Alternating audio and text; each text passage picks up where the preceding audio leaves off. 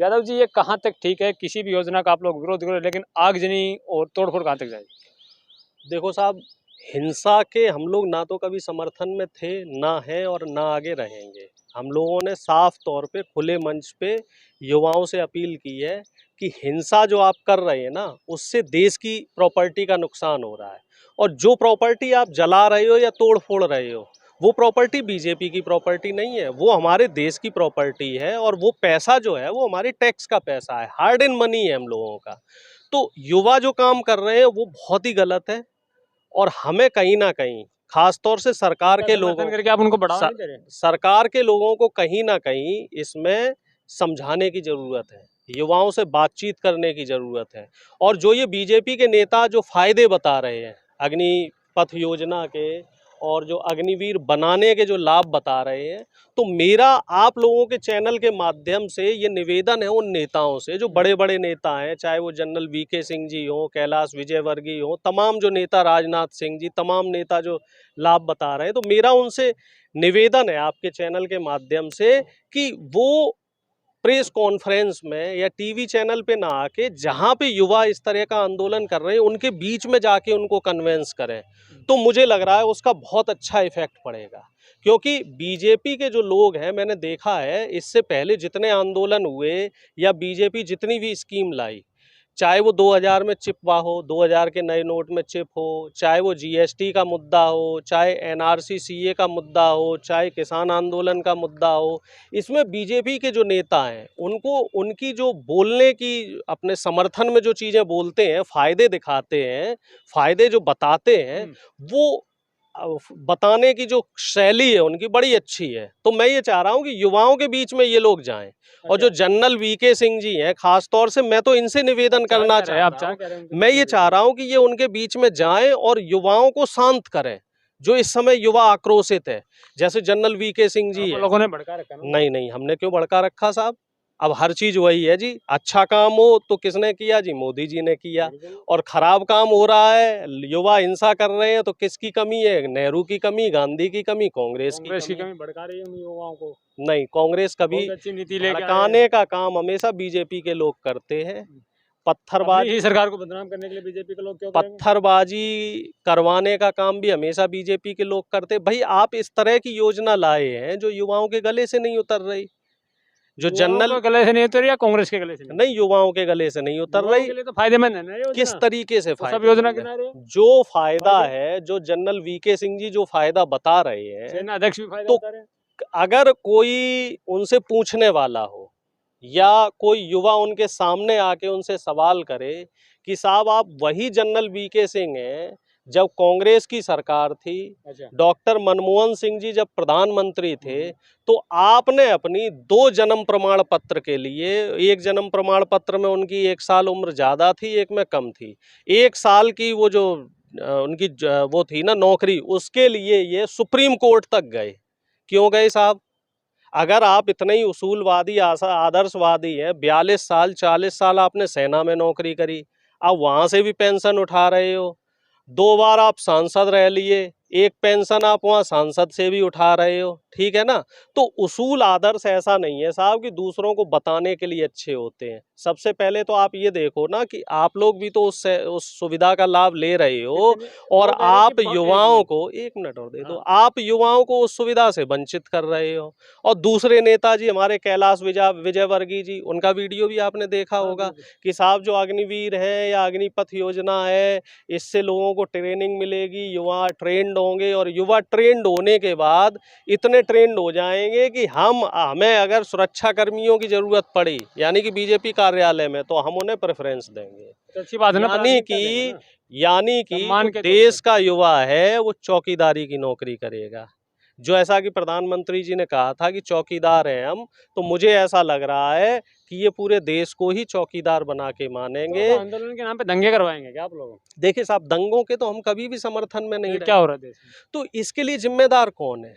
सरकार जिम्मेदार है। एक बात बताओ साहब, आप उन युवाओं को पकड़ो, उनके घर पे बुलडोजर चलवाओ, क्योंकि आपकी यही तो स्कीम है। आप बुलडोजर जब चलता है तब भी आपके पेट में दर्द हो नहीं जाता है, नहीं, कांग्रेस के आप पेट में दर्द यही हो तो जाता है। करते हो। आप बुलडोजर क्या है, अभी तक तो मुसलमानों के खिलाफ बुलडोजर चलाते रहे, क्योंकि वहां से आपको वोट मिल रहा था। अब इन युवाओं जब के घर पे दंगाइयों बुलडोजर एक मिनट चलाओ। डॉक्टर साहब, जब दंगाइयों पे बुलडोजर चलता है तो आप उसमें हिंदू मुस्लिम घुसा देते हो। अब युवाओं पे बुलडोजर चला तो दिया उन पे, इसमें तो चलाओ आप भी ना कुछ नहीं राजनीति घुसा भाई दोगे। साहब, अब इनके सबके घर पे बुलडोजर चलाओ, इसके बाद आप कोई और नई स्कीम लाओगे और जब उसका जो विरोध जब करेगा, इन जो दंगाई हैं तो आप जो दंगा जो कर रहे हैं, चाहे अरे वो युवा हो चाहे कोई भी हो, अगर उनके घर पे बुलडोजर चलेगा तो कांग्रेस विरोध करेगी। बिल्कुल विरोध तो करेगी। फिर वो आप कह रहे हमार हो कि बुलडोजर चलाओ, फिर हमारा जाओगे तो विरोध करो। काम है विरोध करना। सरकार की गलत नीतियों का विरोध करना। सरकार कोई अच्छा काम करेगी तो हम उसकी सराहना अभी तो आप करेंगे। कह रहे हैं कि तो युवा दंगे करें उनके घर पे बुलडोजर चलाओ, लेकिन हिम्मत जब है तो बुलडोजर चलाएं, चल जाएंगे तो आप साहस विरोध करेंगे। आप साहस है तो कहाँ से चलाएं ना, दोगलापन लाते इतना? साहस है इतना तो चलाएं दोगलापन ना, लाते, साहस इतना है तो दोगलापन चलाएं। लाते। अब इसमें दोगलेपन की बात क्या हो गई? दोगलेपन की वहां बात ये हो गई। आपको वहां तो आपको वो एंगल दिख रहा है कि साहब यहाँ पे हमारा सांप्रदायिक या धार्मिक एंगल बन जाएगा, तो मुसलमानों को आपने टारगेट किया, इंटेंशनली टारगेट किया। यहाँ युवाओं पे आप कौन सा एंगल बना रहे अग्निपथ हो? योजना का विरोध करना आपका संवैधानिक अधिकार है, लेकिन आप विरोध क्यों करें? कोई एक नुकसान बता दीजिए कि देखिए, अग्निपथ योजना से नुकसान साफ ये है। तौर पे पहला नुकसान तो ये है कि साहब जो पद रिक्त हैं, तकरीबन 60 लाख से ज्यादा तो केंद्र सरकार में पद रिक्त हैं, और तकरीबन इतने मोटे तौर पे राज्य सरकारों के पद रिक्त हैं। तो पहले उन पदों की नियुक्तियां बहाल की जाएं, और दूसरी चीज, जो पुरानी वैकेंसियों पे लफड़े चल रहे हैं, चाहे वो एनटीपीसी की हो, चाहे वो रेलवे की हो, चाहे वो शिक्षकों की वो हो, एक मुद्दा है चाहे वो डॉक्टर साहब। एसएससी की हो, उन नियुक्तियों को तो आप कंप्लीट करो। उसके बाद ये अग्निवीर तो मेरे ख्याल से कॉम्प्लीमेंट्री योजना होनी चाहिए थी कि हाँ, हमने 1.25 करोड़ या 1.5 करोड़ जो खाली पद है सरकार के, आपने और ये मेरा बयान नहीं है, ये 1.5 करोड़ खाली पद वाला कहो साहब मेरा या कांग्रेसी का बयान हो, ये भारतीय जनता पार्टी के मौजूदा सांसद और पूर्व मंत्री के पुत्र वरुण गांधी जी का बयान है, और उन्होंने बकायदा न्यूज 24 को इंटरव्यू में बोला है कि जो 1.5 करोड़, बात पूरी एक बार सुन तो लीजिए। अरे आप आंकड़ों के आधार पे मुद्दे को भड़का रहे हैं। नहीं नहीं मैंने नहीं, ये पूछा कि पहले अग्निपथ का नुकसान क्या है, मेरी वो बता बात तो अब दीजिए। कंप्लीट नहीं होने देते हो। समस्या आपके साथ यही है, आपके साथ भी, आपके अंदर भी वो बीजेपी वाला कीड़ा कुलबुलाने लगता है कि आप सवाल का जवाब पूरा नहीं होने देते हो। ये जो समस्या है या ये जो आंकड़े हैं, जो 1.5 करोड़ आंकड़े हैं, ये मेरे आंकड़े नहीं है, ये तो वरुण गांधी जी ने खुद बताया कि ये सरकारी आंकड़े, और विद प्रूफ उन्होंने न्यूज 24 को दी। गलत नहीं बता रहा हूँ। अरे तो बात तो पूरी होने दो दादा, बात पूरी होने दो ना। तो पहला काम होना चाहिए सरकार का कि वो जो 1.5 करोड़ पद है उनको आप पूरा भरिए। फिर इसके बाद अग्निवीर, वायुवीर, बैंक वीर, रेल वीर, जितने भी वीर आपको बनाने हैं वो वीर बनाते रहो। पहले ऐसा होता है, कोई आदमी भूखा है, ठीक है, तो पहले आप उसे रोटी देंगे, या आप उसको जो बाद में सौंफ और इलायची दी जाती है वो देंगे। सौंफ इलायची से उसका पेट नहीं भरेगा। ये जो अग्निवीर और इस तरह की ये जो कॉम्प्लीमेंट्री वाली योजना है, ये उस तरीके से योजनाएं हैं कि साहब कोई होटल में खाना खाने गया, खाना खाने के बाद उसको सौंफ पकड़ा दी, तो इससे काम नहीं चलेगा। युवा को रोजगार चाहिए। 12-13 साल की उम्र से आके एक लड़का तैयारी करता है सेना की, और सेना से वो अपने परिवार के सम्मान को जोड़ लेता है। जो हमारे देश में सेना की जो नियुक्तियां हैं, उसको आप नौकरी मत समझें, उसको आप सम्मान से लेके देखें, उसको आप ऐसे मान के चलें कि हम माँ भारती की सेवा कर रहे हैं, इस देश की सेवा करेंगे, और इस देश की सेवा के लिए जो सर्वोच्च बलिदान होता है, जिसे हम कहते हैं शहादत, वो शहादत तक देने को युवा तैयार है। लेकिन सरकार अब युवा के साथ क्या कर रही है, उस यूथ के साथ, उस बच्चे के साथ सरकार क्या काम कर रही है? सरकार उस बच्चे को सिर्फ 4 साल का एक कॉम्प्लीमेंट्री पैकेज दे रही है कि आप मर जाओगे तो कोई दिक्कत नहीं, आपकी शहादत हो जाएगी तो हमें उससे कोई लेना देना नहीं है, हम आपके परिवार के लिए कुछ नहीं करेंगे, हम सिर्फ आपको एक लमसम अमाउंट दे देंगे, और उसके बाद कैसे जिंदगी कटनी है आपके आश्रितों की वो आप जानो।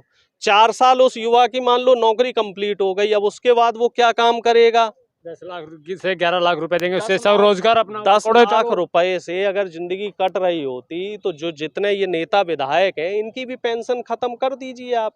इनकी तो भी 5 साल की सर्विस होती है। और कुछ इस तरीके से और नियम बना दीजिए कि जो एक बार विधायक या सांसद बन गया वो फिर आगे ना तो विधायक बनेगा ना आगे सांसद बनेगा, और उसको भी लमसम यही अमाउंट दे दी जाएगी 10 लाख रुपए की, और इससे अपनी बाकी जिंदगी निकाले और देश की सेवा करे। आपने इतना लंबा चौड़ा संबोधन अपना रख दिया है, आप वही बात फिर से नहीं बता पाए, नुकसान क्या? नुकसान ही नुकसान है। क्या 4 नुकसान? साल के बाद लड़का क्या करेगा?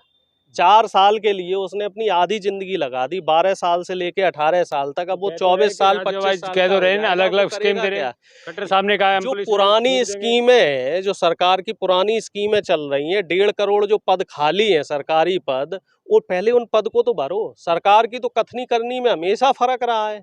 आप पूरा सरकार का ट्रैक रिकॉर्ड उठा के देख लो, मोदी जी ने जो काम कहा हो, आप ये समझ लेना कि वो काम होना ही नहीं है। मोदी जी ने कहा कि साहब 2 करोड़ रोजगार देंगे, अब तक 16 करोड़ रोजगार का वायदा था वो नहीं मिले। 15 लाख अकाउंट में आ जाएंगे, ना तो आपके अकाउंट में आए ना इनके अकाउंट में आए। और स्विस बैंक का जो बोल रहे थे काला धन लेके आएंगे, और अभी सरकारी आंकड़े जारी हुए हैं और वो सरकारी आंकड़े ये कह रहे हैं कि स्विस बैंक में जो काला धन था आना तो दूर, उसमें 50% की बढ़ोतरी हो गई है। तो ये जो दोगलापन है, और दूसरा जो एक महिला सुरक्षा की बात है, जो मोदी जी बड़े बड़े स्लोगन लगाते थे कि बहुत हुआ नारी पे बार, और अब की बार मोदी सरकार, तो महिला के ऊपर जो दुराचार की घटनाएं हैं उनमें भी 30% तक इजाफा हुआ है।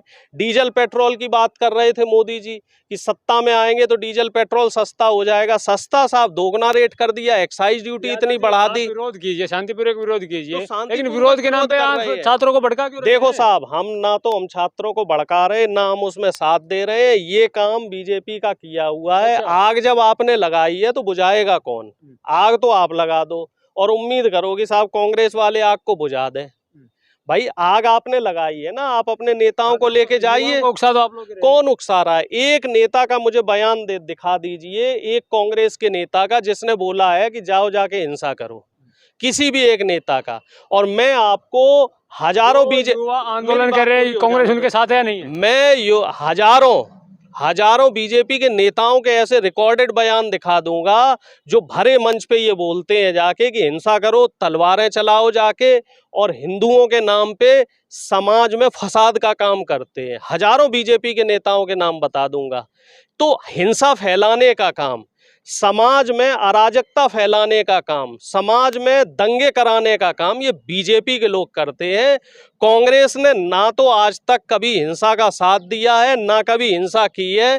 कांग्रेस ने तो बड़े शांति और अहिंसा के रास्ते से देश को आज़ाद कराया। जो देश आज़ाद हुआ है उसमें बहुत बड़ा योगदान गांधी जी का, जो अहिंसा का आंदोलन रहा है उसका रहा है, और इसका पूरी दुनिया गवाह है। पूरी दुनिया में अभी भी गांधी जी की आइडियोलॉजी को मानते हैं लोग और उनका अनुसरण करने की कोशिश करते हैं। और आप लोग या बीजेपी के लोग हम पे ये दोषारोपण कर रहे हैं कि हिंसा फैलाने का काम हम लोग कर रहे हैं। आप जाके बीजेपी के नेताओं से सवाल कीजिए कि जो कांग्रेस के नेता यहाँ पिछले 8 दिन से प्रोटेस्ट कर रहे थे, उन बहनों के साथ, कई महिलाओं के साथ पुरुष पुलिस ने किस तरीके से अभद्रतापूर्वक घटना जो हरकतें करी हैं। कई जो सीनियर लीडर्स थे कांग्रेस के, उनको खींच खींच के पुलिस लेके गई है, कईयों के साथ बदसलूकी करी गई है, कईयों के कपड़े फाड़े गए हैं। तो ये कहाँ का, ये कहाँ से लॉजिकल है? अगर कोई प्रोटेस्ट कर रहा है तो हमारे देश का संविधान उसे प्रोटेस्ट करने का अधिकार देता है, और कांग्रेस का जो भी प्रोटेस्ट हुआ पिछले 7-8 दिन में, उसमें कहीं भी हिंसा कांग्रेसियों की तरफ से नहीं हुई।